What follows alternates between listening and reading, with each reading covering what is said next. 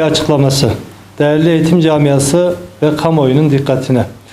Vefatıyla hepimizi derinden sarsan meslektaşımız ve üyemiz Irmak Ayşe Koparan'a Allah'tan rahmet, kederli ailesine, yakınlarına ve tüm eğitim camiamıza başsağlığı diliyoruz. Ve bu elim olayın derinlemesine, incelenmesini, soruşturulmasını, bu konuda ihmali olan, suçu olan herkesin de gerekli hak ettiği cezanın almasını buradan talep ediyoruz, kamuoyuna duyuruyoruz.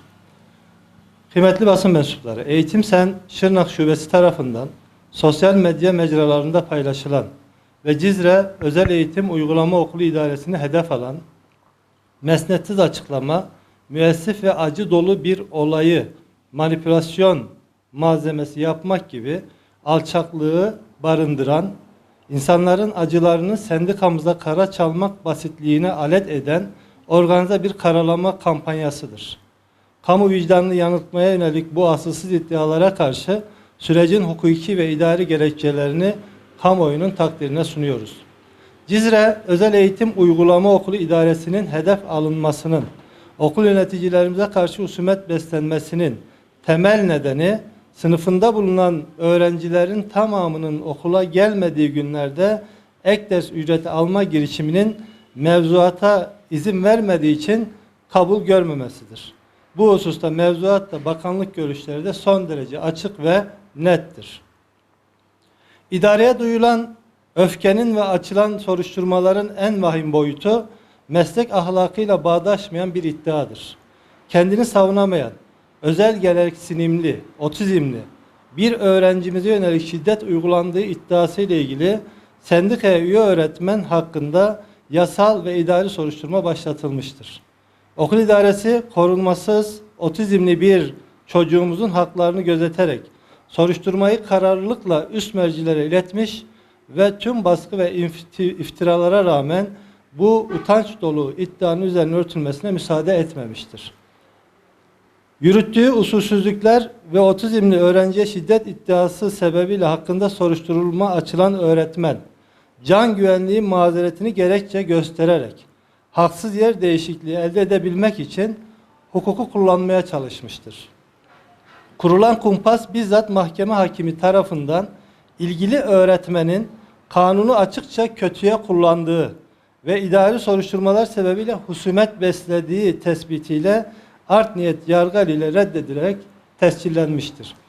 Kıymetli basın mensupları, burada bu mahkememizin kararı var. Karar aynen bu şekilde ifade ediliyor. Deniliyor ki kanunu açıkça kötüye kullanma ve idari soruşturmalar sebebiyle husumet besleme. Okul idaresi tarafından herhangi bir baskı, mobbing, dışlanmaya maruz kalmamasına rağmen bahse konu öğretmenimiz 6284 sayılı ailenin korunması ve kadına şiddetin önlenmesine dair kanun kapsamında yer alan kadının beyanı esastır ilkesi kapsamında koruma kararı çıkartmıştır. Okul idaresinin üzerine haksız ve yersiz koruma kararı okul idaresinin itirazından 2 gün sonra kaldırılmıştır. Bahse konu öğretmen herhangi bir baskı, şiddet, tehdit, mobbing maruz kalmamasına rağmen koruma kararı ve emniyetteki ifadesini delil göstererek Cizre Cumhuriyet Başsavcılığına Cizre Özel Eğitim Uygulama Okulu idarecilerine suç duyurusunda bulunarak can güvenliği mazeretinden tayin kararı çıkartılmasını talep etmiştir. Cizre Cumhuriyet Başsavcılığı bu tayin talebini reddetmiştir. Şu soruları sormak istiyoruz. Bahse konu öğretmenimiz öğrencisini darp ettiğinden dolayı soruşturma geçirdiği için mi okul idaresini hedef aldı? Öğrencileri gelmemesine rağmen ek ders almak istediği için okul idaresi ek dersini kestiği için mi okul idaresini hedef haline getirdi? Yıllarca çalışsa gidemeyeceği Aydın iline can güvenliği mazeretiyle tayin olabilmek için mi okul idaresine iftira attı? Şikayet hakkını kötüye kullanarak okul idarecilerine iftira atan bahse konu kadın öğretmenimiz bu iftirası ile kalacak mı? Mevzuat gereği mahkeme kararı ve idare amirin izni olmadan can güvenliğinden yer değişikliği talebi Cizre İlçe Milli Eğitim tarafından mevzuata aykırı olarak neden İl Milli Eğitim'e gönderildi?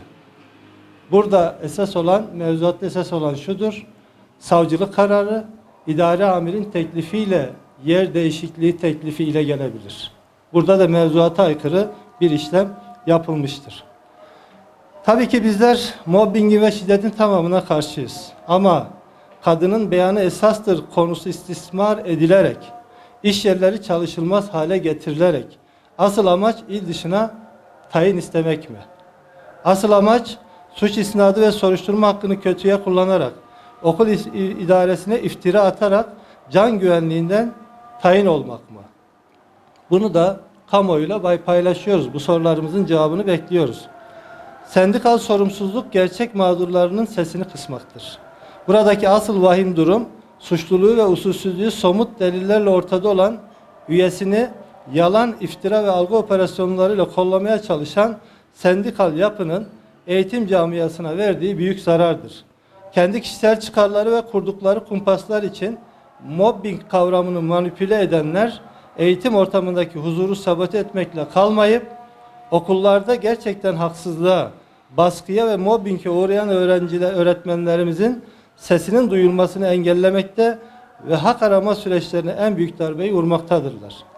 Özel gereksinimli evlatlarımıza şefkat ve fedakarlıkla hizmet veren Şırnak bölgesinin ilk özel eğitim okulu olan Cizre Özel Eğitim Uygulama Okulu İdaresi'nin mevzuata aykırı ödeme peşinde koşan ve özel gereksinimli bir çocuğa el kaldırdığı iddiasıyla soruşturma başlatılan öğretmenin aklama aparatı yapılmasına asla müsaade etmeyeceğiz. Bunu şuradan da ifade edeyim. Öğretmen hanıma idari soruşturma açıldıktan sonra gidip malum sendikaya üye olmuştur. Öncesinde de bir sendika üyeliği yoktur. Bu konuda adli ve idari makamları manipüle etmeye yeltenen bu hadsiz açıklamayı şiddetle kınıyoruz. Dik duran idarecilerimizin yanında kirli hesap sahiplerine karşı hukuki mücadelemizi kararlı bir şekilde yürüteceğimizi, sürdüreceğimizi kamuoyuna saygıyla ilan ediyoruz. Burada şunu da ifade etmek istiyorum. Süreç başlamış durumda. İdari soruşturma devam ediyor. Savcılık boyutu devam ediyor. Biz de sürecin takibini yapacağız. Bu konuda şeffaf bir sürecin yürütülmesi adına da takipçisi olacağız. Eğer ortada bir mobbing varsa bu konuda gereğinin yapılmasını biz de talep edeceğiz. Teşekkür ediyoruz. Katılımlarınızdan dolayı da ayrıca teşekkür ediyoruz. Sağ olun.